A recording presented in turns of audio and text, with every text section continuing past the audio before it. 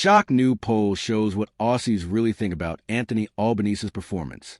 Day legends, welcome back to Australia Info, where we slice through political spin faster than a bunning snag disappears on a Saturday morning. Now, before we dive in, quick question. When was the last time you heard good news about a politician's approval ratings? Can't remember? Yeah, neither could I until today. Because, mate, we got some absolutely wild polling data that's about to flip everything you think you know about Anthony Albanese on its head. We're talking numbers that haven't been seen since, well, let's just say since people still thought NFTs were a good investment. Stick around because this isn't just another boring poll breakdown. We're diving into what Aussies really think, why Seuss and Lay might need a holiday, and oh yeah, that little Palestinian recognition thing that's got everyone's knickers in a twist. Trust me, by the end of this video, you'll have more political ammunition than question time. All right, let's talk numbers. And no, not your mortgage rates, though honestly, those are probably more shocking than these polls. So here's the tea, served piping hot with a side of I told you so. Anthony Albanese just pulled off what political experts are calling a miracle comeback.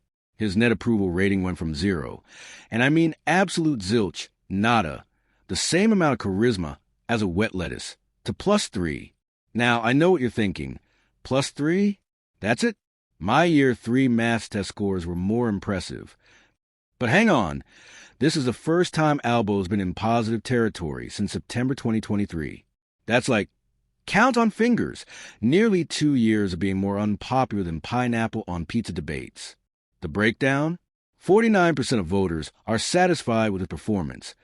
46% are dissatisfied. That's tighter than parking at Chadstone on Boxing Day. But hey, a win's a win. While Albo's doing his victory lap, Seuss and Lay's having what we might politely call a bit of a rough trot. Her net approval rating? -9. -9. That's gone from -7 last month, which means she's trending in the wrong direction faster than crypto in 2022. And when it comes to the big question, who'd make a better PM? 51% said Albanese, 31% said Lay. That's not even close. That's like asking people to choose between Vegemite and, well, literally anything else that isn't Vegemite. No contest. But here's the kicker. 18% were uncommitted. 18%. That's nearly 1 in 5 Aussies going, maybe we should just let the dogs run Parliament instead. Honestly, at this point, I'd vote for a golden retriever. At least they're loyal and house-trained. Now, let's zoom out from the personality contest and look at the real game, party politics, where loyalty is thinner than Tim Tam coding and alliances shift faster than Melbourne weather. The two-party preferred numbers are absolutely delicious for Labour fans, 56% to 44%. That's what we call a comfortable lead, like having a 2-goal buffer in the AFL Grand Final with 5 minutes left. You're not celebrating yet, but you're definitely eyeing the champagne. Primary vote-wise, Labour steady at 36%. Coalitions crawled up 1 point to 30%. The Greens are holding strong at 12%, probably powered by the collective energy of every university student who's ever owned a tote bag with a political slogan. And One Nation, they've bumped up to 9%. That's Pauline Hanson somewhere going, please explain how we got more popular. Meanwhile, the independents and minor parties dropped to 13%, which is still enough crossbenchers to make any government sweat more than a tourist in Darwin humidity.